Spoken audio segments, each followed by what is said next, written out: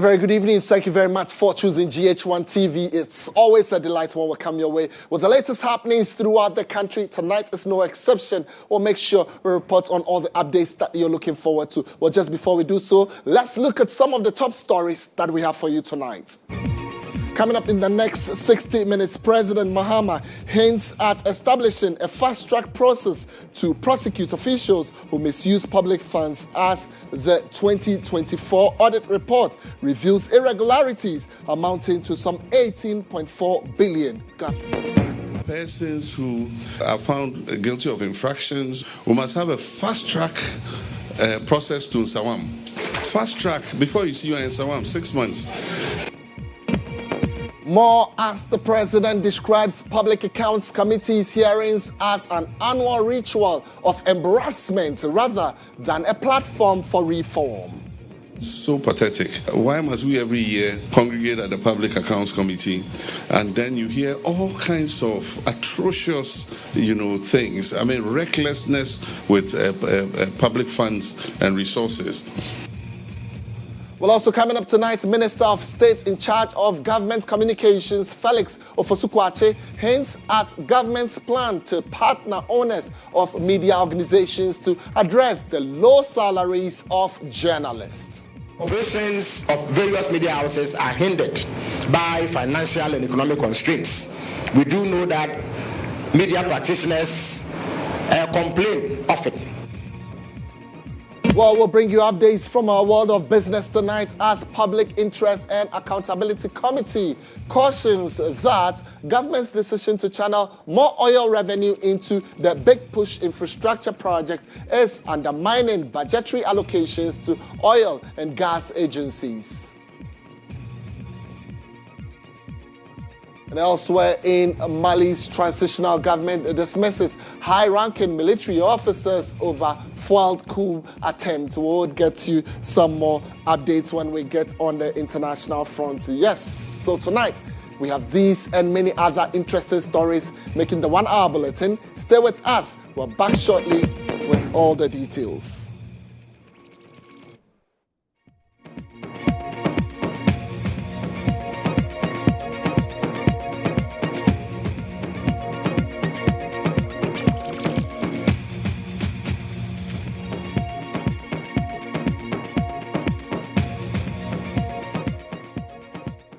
My name is Kweku Temeng. Thank you very much for choosing GH1 TV. Tonight, let's start with health as good news for La residents as government is set to approve the second interim certificate for contractors working on the La General Hospital project. Well, after months of stalled progress, reconstruction of the La General Hospital is finally set to resume. The hospital, originally demolished in year 2020 due to structural challenges, has since faced significant delays, sparking concerns among residents over limited access to quality healthcare in the La area. Well, speaking during a tour of the project site, Minister of Health Kwabena Minta Akando revealed that the second IPC has been approved, paving way for contractors to return to work. He also assured that government is committed to completing the facility within the next 2 years. Just when you inherit, there is a dedicated funding. So once you inherit, you just have to run with it. This is not the type of project. And so in 2025 budget, we made an allocation of 130 million Ghana cedis for this project. And the second IPC has been raised, as I indicated during my first submission. We have forwarded them to the Ministry of Finance. That is the process. We can't pay you without IPC, without you raising anything. And so it's been raised. We forwarded them to the Ministry of Finance.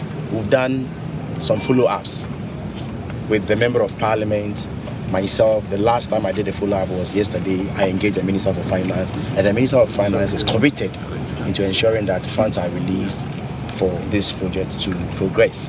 I think if everything goes on well. All right, so allow me to stay some more in the La Enclave. Let's go to the phone lines and speak to the spokesperson for the La Youth Association, that's Jeffrey Tete, for more on this particular development. Jeffrey, thank you very much. We're grateful for your time tonight. Now, has there been a delay in the reconstruction of the La General Hospital? Tell us how it has affected residents in the community.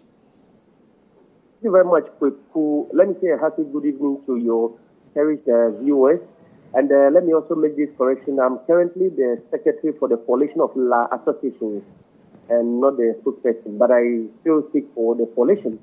Yes, if you ask what the effect of the delay in construction has been to the people, like we have always said from the beginning, from the onset when we started our agitations, a lot of lives have been lost due to this delay, or let me say the inability of the previous administration to honor its promise to the people by constructing or reconstructing the La General Hospital.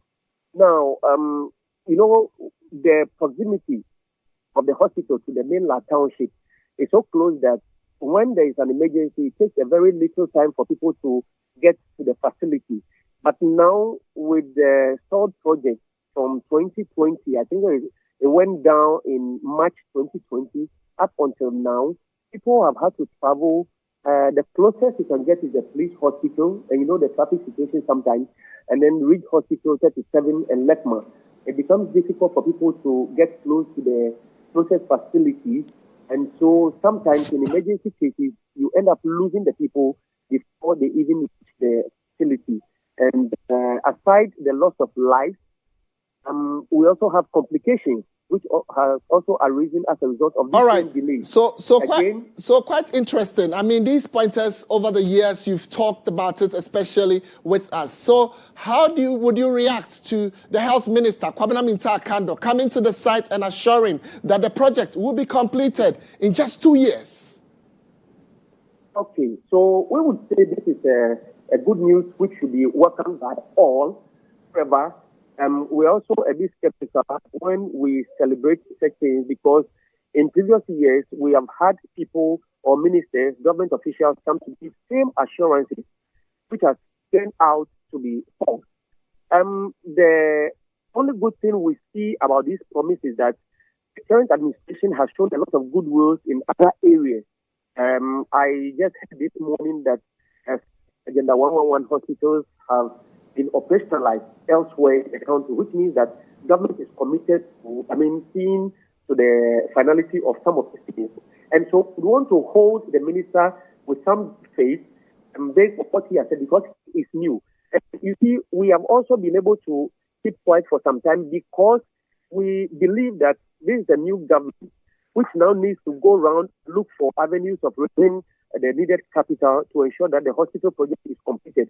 And so we've given them enough time, and coming at this time when, surprisingly, we were just about sending a letter to the minister, which we'll do anyway, so we can engage him maybe in the next couple of days, engage him and know the way forward. So we are still going to send a letter so we'll know the roadmap. It's given 2 years. I would have wished that it was less than 2 years, because the original project, which started in 2020 August, was supposed to last for 2 years. And currently, they've done some phases of the project. So we would have expected that it would have been a shorter period. Notwithstanding, we'll still thank them that they are showing some effort, and we would expect that they will speed up the process so that people who, rely on this facility for their health needs will be sorted out.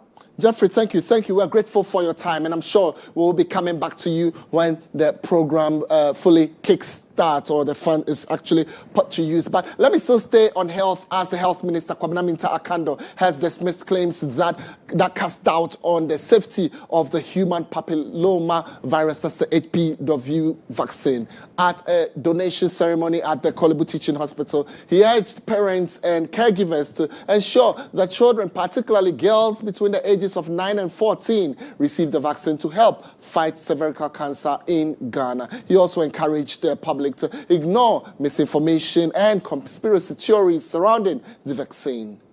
Then what I want to admonish all parents again is that we have made huge investment into this particular project, and it is in the interest of all of us to protect the current generation and the next generation.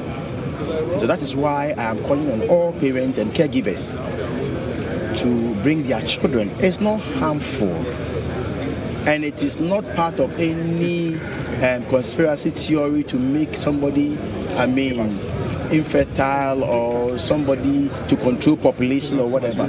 We hear this all the time, anytime we are bringing vaccines. And so we think that parents and caregivers should authorize their children to take the vaccines so that it will protect all of us against this disease. Meanwhile, the Western North region has joined the public health campaign as part of a nationwide effort to combat cervical cancer. Well, the region has set a target to vaccinate over 63,400 girls aged between 9 and 24 years against the human papilloma virus, one of the leading causes of cervical cancer amongst women.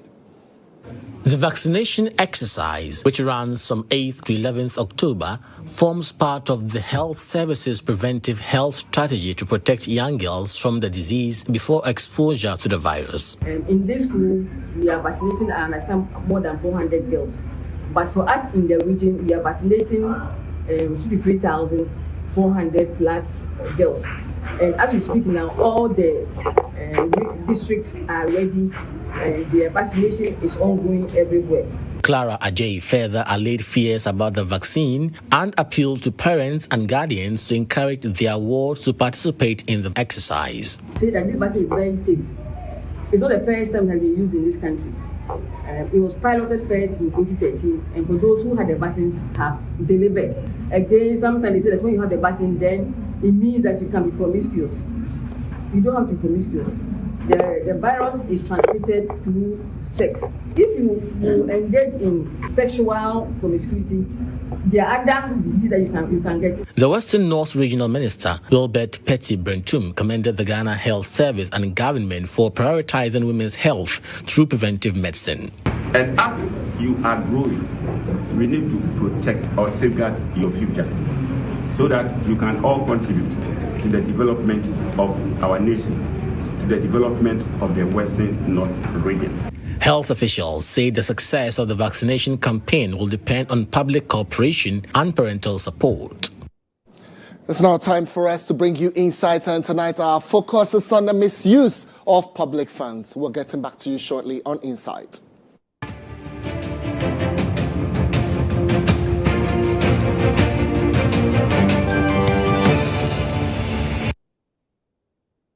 On Insight tonight, President John Dramani Mahama has hinted at establishing a fast-track legal process to ensure swift prosecution and imprisonment of public officials found guilty of mismanaging state resources. Well, this follows recent revelation of irregularities amounting to some 18.4 billion Ghana cedis in the 2024 Auditor General's report. Well, the audit of public boards, corporations, and other statutory bodies also showed that an amount of 15.5 billion Ghana cedis and 18.4 billion was recoverable, with infractions amounting to some 2.8 billion Ghana cedis. While the administrative irregularities were made up of procurement irregularities and other procedural infractions and lapses in public financial management, though the administrative irregularities do not connote loss of funds. According to the AG, President Mahama has expressed strong frustration over the repeated financial irregularities. Well, the president, speaking at the 12th annual conference of chairpersons and governing boards and chief executives of public service in WHO, lamented that he described as reckless with public funds and resources. Well, he noted that the Public Accounts Committee's hearing have become an annual ritual of embarrassment rather than a platform for reforms. Recently, I've been watching the Public Accounts Committee, and it's so pathetic Why must we every year congregate at the Public Accounts Committee, and then you hear all kinds of atrocious, things? I mean, recklessness with public funds and resources. And so I have a meeting on Thursday with the Chief Justice, the Attorney General, and others to find a final solution to this Auditor General's report, that persons who are found guilty of infractions or do not follow due procedure or lead to loss of public resources, we must have a fast-track process to Nsawam. Fast track before you see you in Nsawam, 6 months. Until we do that, until there's a deterrent, we're going to come every year and they say total misappropriation and infractions of found out by the Auditor General is about 15 billion cedis. I mean, if we save 15 billion cedis, can you imagine what it could do?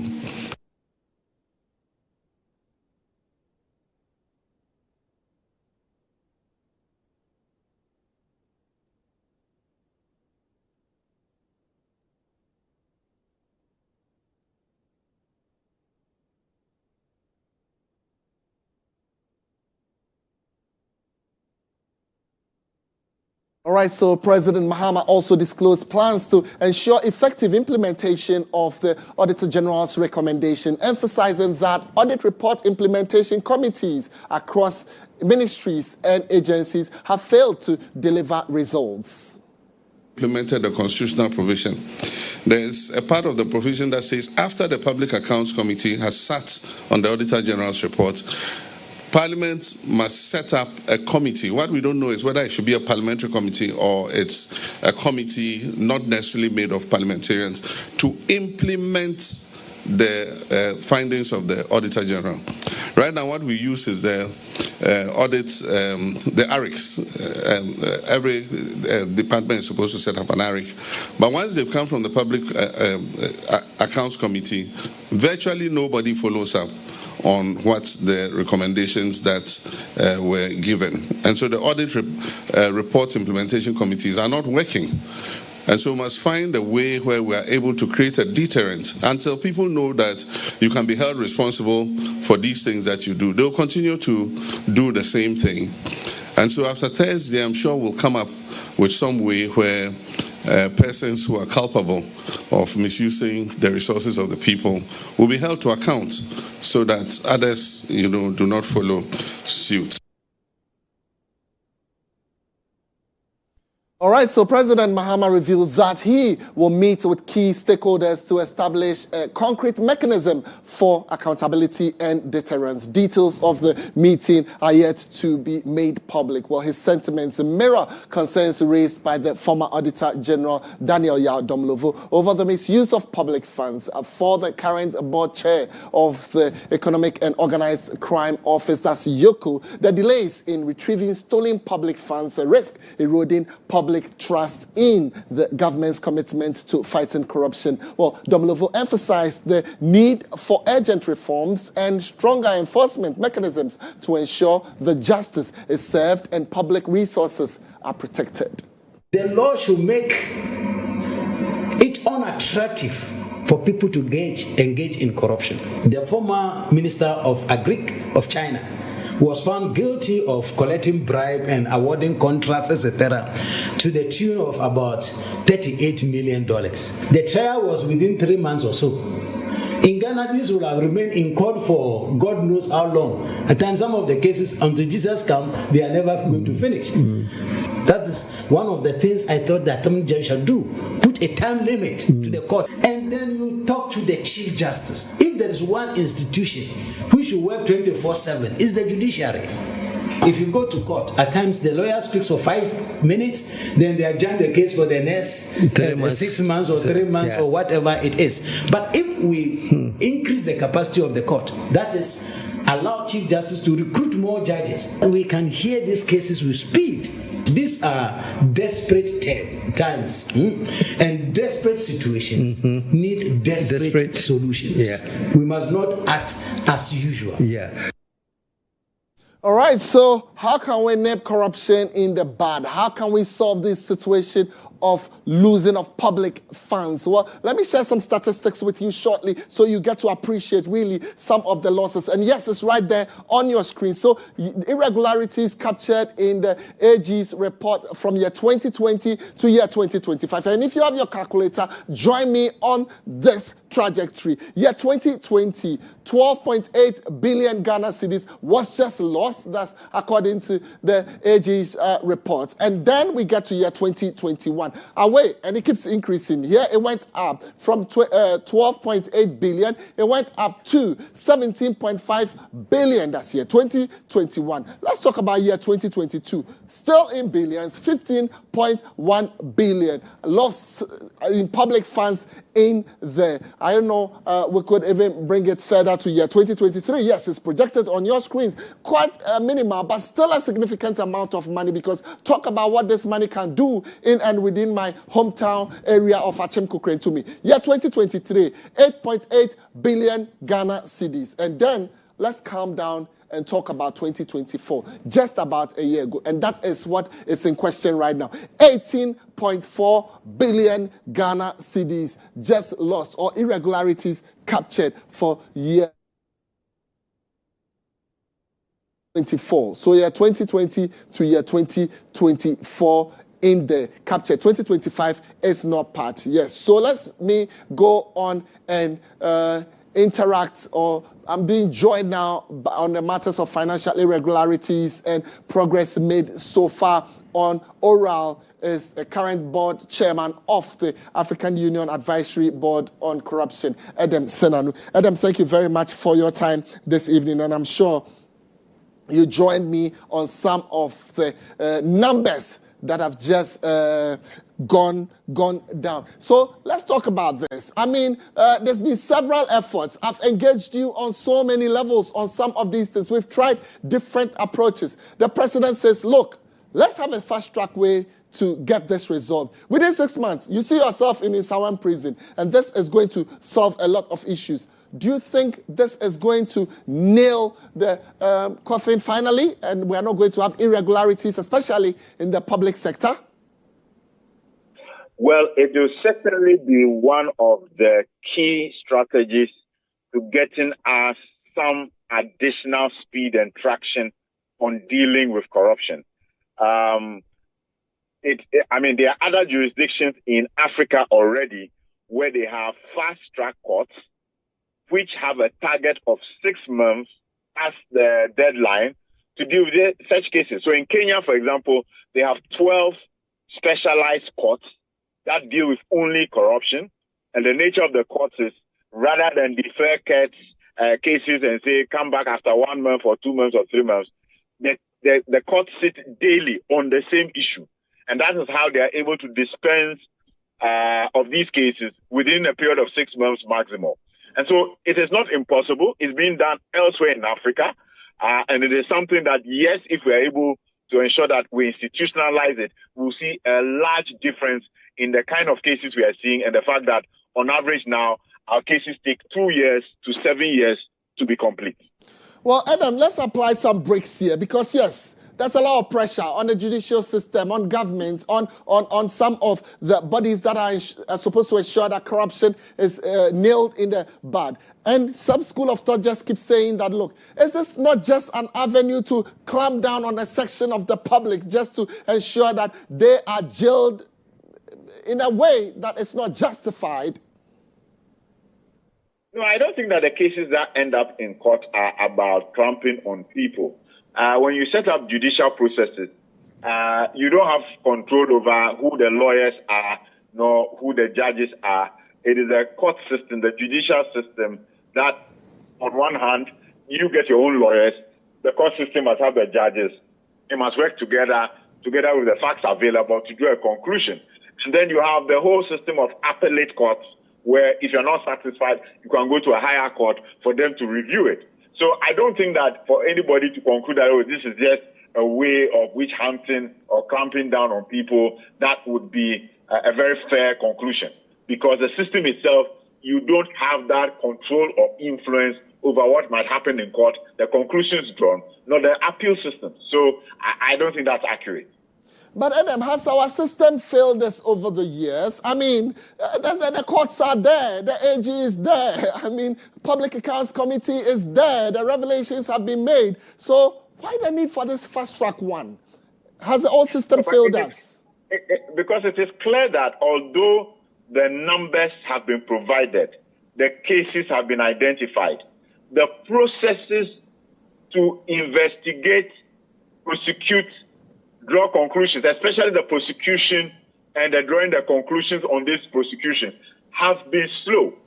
And so we are clear in our minds that by the time the pack is sitting, the evidence of what has gone wrong is available, the quantum is available, the individuals involved is available, the next steps regarding what has PAC recommended, are the ARICs able to take these recommendations and act swiftly? Are the courts able to take up the cases and make sure that those who are culpable are jailed to set a precedent? That has been the weak part of our system so far, and that is why the sunshine is being, thrown on that aspect of the process. Interesting, because I'd read a quote for you, and here it is from the current board chair of YOCO, Domilovo, who has mentioned that, look, our inability to retrieve stolen funds risk eroding public trust in government's commitment to fighting corruption. You think the public are beginning to say, well, this is just another charade, this is just another meeting, and it would end up nowhere? Yes. And Mr. Domovo is right. If you just come and throw about figures, huge figures, and you are not able to come back and say 80% of that was retrieved over the past year, and you only come back with a new set of figures which are higher than the previous year, then what's the whole point? What's the point of having the committee sitting in public giving us these figures? That's why we have leadership in place, governments in place. We are expecting them to take actions that are concrete, that can come back and report to us and say that, yes, of these persons who were the ones who stole it have been jailed, and these quantums have been retrieved and have been applied to the development purposes of the aspirations of the people. So he's quite right. Until we show that we are tenacious in retrieving the amounts, that we are serious about jailing and sanctioning those who are culpable and think that with impunity they can continue down this road, we have not yet begun to show that we are very sensitive to the issue of corruption in this country. All right, so just before you go, you touched on it marginally, but I would want you to be key on it. So Domlevo again has emphasized the need for urgent reforms and stronger enforcement mechanisms to ensure that justice is served and public funds or resources are protected. In your view, how can this be done? Well, if the president is engaging the Chief Justice, I think that the administrative arrangements, the court rules on which courts handle this, specialized courts where you have judges who have been trained, they understand the anti-corruption terrain, they don't see a video where an parliamentary candidate says, I pay this amount to A, B, C, D, and then say, in spite of this video, nobody has done anything wrong. We need people who've been trained to understand this. We need courts that to sit daily and not necessarily have long periods in between of 2-3 months where nothing happens, or legal vacations where nothing happens. All of those things must change. Business as usual needs to be thrown out of the window, and let's get serious about tackling the issue of corruption. Mind you, we went to the IMF in May 2023 for $3 billion to be paid back over 3 years. In that same period of 3 years, we would have lost $9 billion to an estimated $15 billion. Do the difference, and it tells you we are not being serious. Indeed, we could have avoided IMF. That'll do for Insight tonight. We're coming back with some more local stories. Do not blink. We're back shortly with more. Do stay.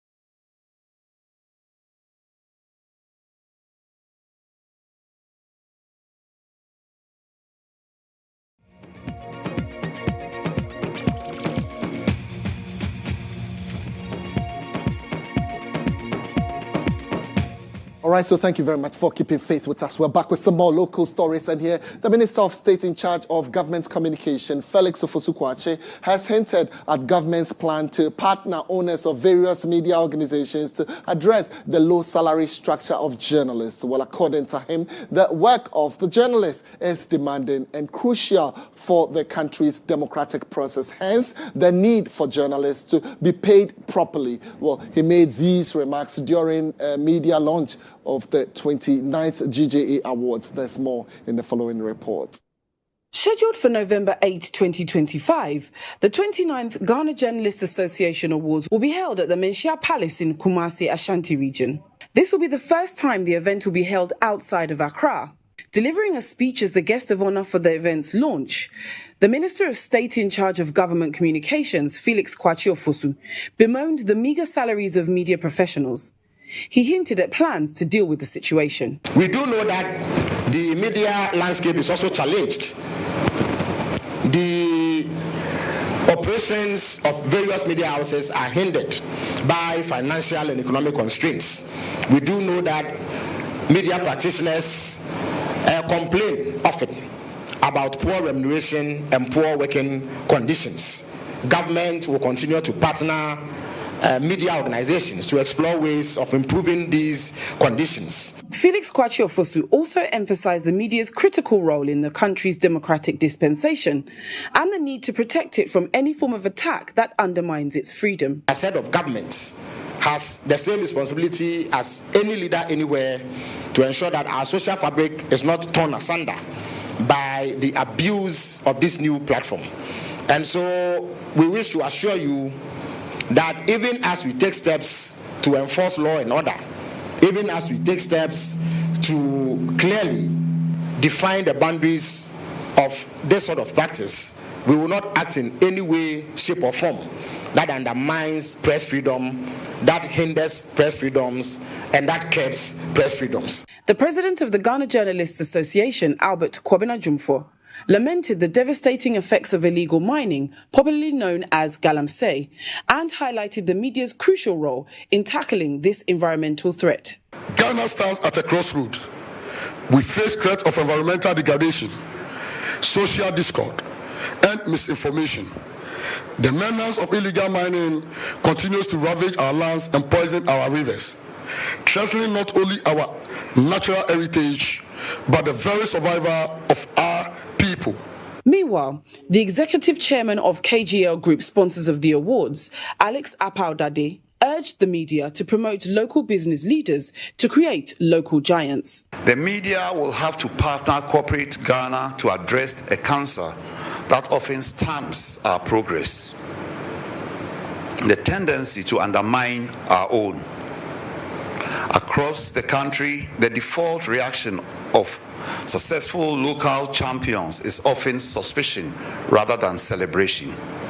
Why do we cheer successful foreign conglomerates but question successful local champions? The 29th GJA Awards will be held under the theme Safeguarding Ghana's Future, the role of the media in promoting peace, security, and the fight against galamsey. All right, let me take you up north at this moment and hear the Member of Parliament for Pusika constituency, Hajia Ladi Ayi Ayamba, has supported some 250 brilliant but needy BC students in the Pusika district. Well, the gesture aims at encouraging and enhancing learning among students in the district. At the event, Pusika MP Hajia Ladi Ayi Ayamba noted that more projects and appointments are on the horizon to boost the educational sector in the district. She revealed that the Community Day Senior High School in Pusika will soon benefit from a new dormitory to accommodate students and staff. I have given a litany of activities and also made it clear how we want to support in education. We have some projects that will be taken up at our senior high school and our College of Education, Pusika. In our College of Education, we have a 2-story, 12-unit classroom block. 2-story, 12-unit classroom block to be constructed this year. The District Chief Executive of Pusiga, Aguri Haruna Abdul Rahim, has emphasized the need to address the significant challenge of teacher shortage in the district. Speaking at the program, he highlighted that measures are being put in place to address sufficient teachers in Pusiga, which is a major obstacle to quality education in the area. Steps have also been taken to have teachers being posted to the district to replace the shortage of the teachers in the district. As our education director has complained that our teacher situation in Pusiga is woefully inadequate. And I, as a DC and MP and the leaders of Pusiga, were making a step to ensure that we get enough teachers to our schools.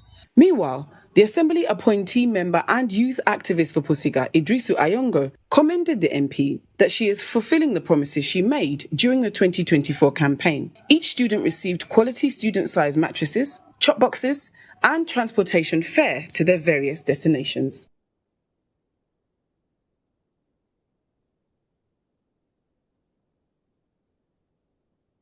Well, all is set for us to bring you the latest happenings from our world of business. The Business Brief is brought to you by CompuGhana, passion for technology.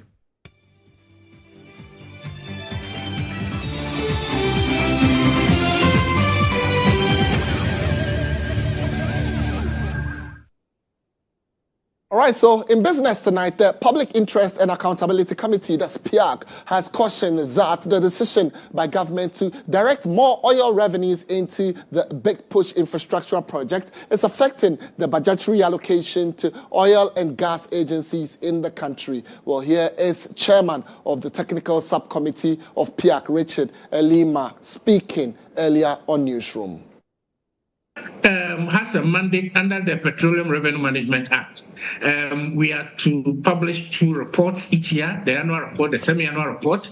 We are supposed to do public outreach. We are supposed to do district and regional engagements where we meet different constituencies of people. We are supposed to meet our constituent institutions. We are supposed to meet different segments of the Ghanaian society, and so on. So if you look at the number of activities that we undertake, they are all costly, they all cost money. Okay. And cutting our budget significantly definitely will impact our ability to deliver on these legal mandates that we have. So, for instance, we were supposed to do some regional engagements this year. We are in October, the 10th month. So far, we've done only 1 regional engagement in the Ashanti region. Even then, it was sponsored by an NGO called Good Governance Africa. We are supposed to do district engagements. We've done only 4 districts out of many districts that we are supposed to go to. But even then, that was also sponsored by GIZ, the German Development Corporation. Right. So what we are saying is that by cutting our budget significantly, our ability to deliver on our mandate as prescribed by the PRMA is going to be impaired. Right. And that I don't think is good for our democracy, is good for our governance. If you've checked PIAC's annual reports, our semi-annual reports, we've always made the point that government should be using petroleum revenues to undertake big infrastructure projects as captured under the Big Push agenda. So we are not in any way competing or having any problems with that. Well, let's do more business as the Vice President, Professor Nana Jane Opoku-Agyeman, has joined other world and business leaders at the Global Gateway Forum in Brussels to kickstart discussions on how to strategize global investments and partnerships. Well, the European Commission, in line with its Global Gateway investment strategy and World Bank Group, are deepening strategic partnerships to drive a new generation of connectivity projects. Well, an initial pipeline of projects includes 18 high-impact investments in 3 strategic sectors, that's energy, transport, and digital infrastructure across Africa, Asia, and Pacific, Latin America, and the Caribbean. Well, the collaboration, which will include regular high-level engagements and progress updates, is designed to ensure that projects move not only from pipelines to financing, but from financing to jobs, services, and results. Professor Jane Nana Opoku-Agyeman is expected to take part in the panel discussion later in the day on state of the world, where she will make a case for Ghana and what the country stands to gain in the meeting. Global Gateway is the EU's external investment strategy to build smart, clean, and secure connections in the digital, energy, and transport sectors, as well as strengthen health, education, and research systems.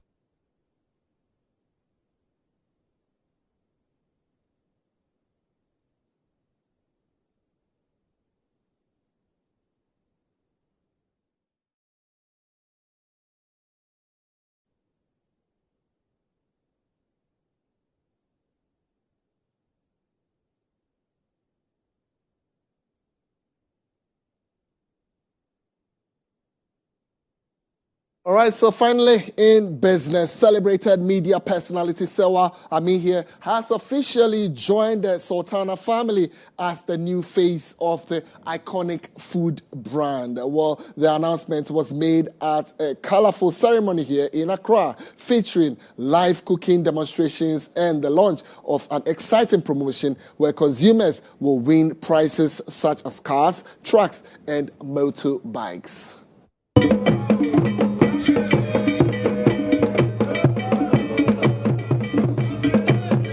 Was an atmosphere of flavor at the unveiling ceremony of the new ambassador for the age-old perfumed long-grain rice brand, Sultana Rice.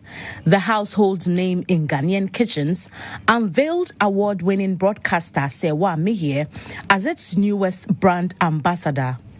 Fried rice. Amid cheers and the aroma of Ghanaian delicacies, Sewa Amihie showcased her culinary skills alongside a team of renowned chefs, bringing to life the delicious potential of the Sultana product range. Sultana doesn't just produce rice. We told you earlier that they have a wide range of products. If you look behind me, you see that they have sardine, they have spaghetti, they have oil, they have tomato paste, they have baked beans, they have pasta, they have non-dairy products. So they have a wide range of products, really. If you haven't tried it, I feel so sorry for you. I hope that you get your hands on a bag of Sultana rice. She added that she was drawn to the brand because of its quality and resonation with the Ghanaian culture. When I was approached by the brand to represent them, I didn't have to think twice. I like to be associated with quality things and things that have stood the test of time. And even everyone loves Sultana. People like to consume good quality stuff, good quality rice. I see a lot of rice brands, like you said, but I have tasted Sultana. I have tasted Sultana for so many years. And the aroma, the way that it cooks, you're able to make any and everything with it, makes it really stand out. To celebrate the partnership, marketing manager for the Sultana brands, Hilal Sweden, disclosed a nationwide promotion where loyal customers will win fantastic prizes such as cars, trucks, and motorbikes just by enjoying Sultana rice. Trade Pass and Sultana is looking for quality, vision, and ambition. That's our purpose. We are not just selling rice. We are feeding people every day. We are making a promotion. What kind of promotion that we are making? We are giving giveaways like cars, trucks, motorbikes, and etc. There will be scratch and win coupons. Try to scratch and you will be the lucky one in Ghana these days. The event ended on an exciting note with guests treated to mouth-watering dishes and a first-hand taste of what the partnership promises. Well, this festive season will be great with Sultana and Sewa Amihie. That'll do for business tonight. We're coming back with some more from our world of sports.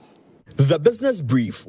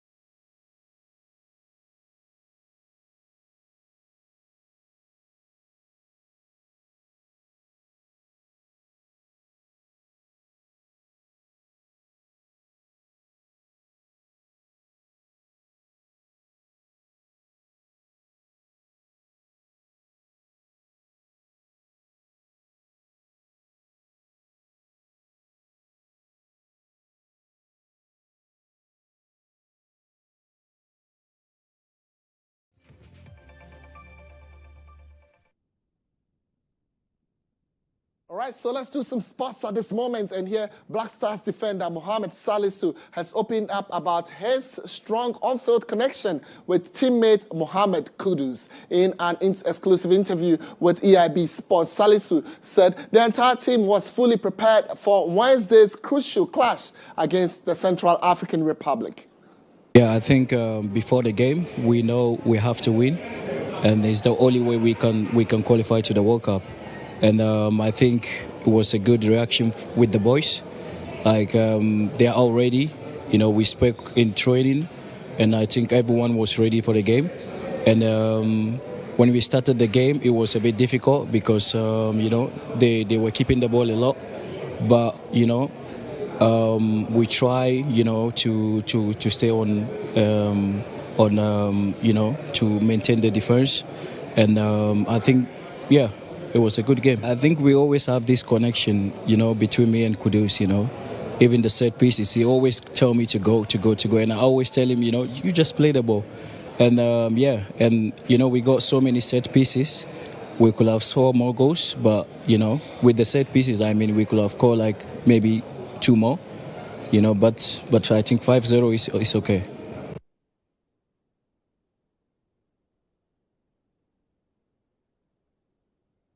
All right, so I'll bring you more sports stories as Black Stars Management Committee Vice Chairman Stephen Appiah says the team is determined to secure victory against Comoros on Sunday at the Accra Sports Stadium. Well, in an exclusive interview with EIB Sports, the former Black Stars captain emphasized that the players are fully committed to qualifying for the World Cup at all costs. For sure, we have to do that for Ghanaians. I mean, we know that they will come in their numbers, and we can't let them down. The boys will do everything to beat Comoros on Sunday, and I mean that should be the spirit. Whether you have qualified already or whether you're almost there, the spirit is to beat Comoros on Sunday. I mean, our right leg is on at the airport, and for the performance, I will say it again. I mean, talking to some of the boys and the response from them, they want to at all costs qualify for the World Cup. So with today's game and this huge win, I don't want to say that I know that they are going to win the game on Sunday. They are definitely going to win.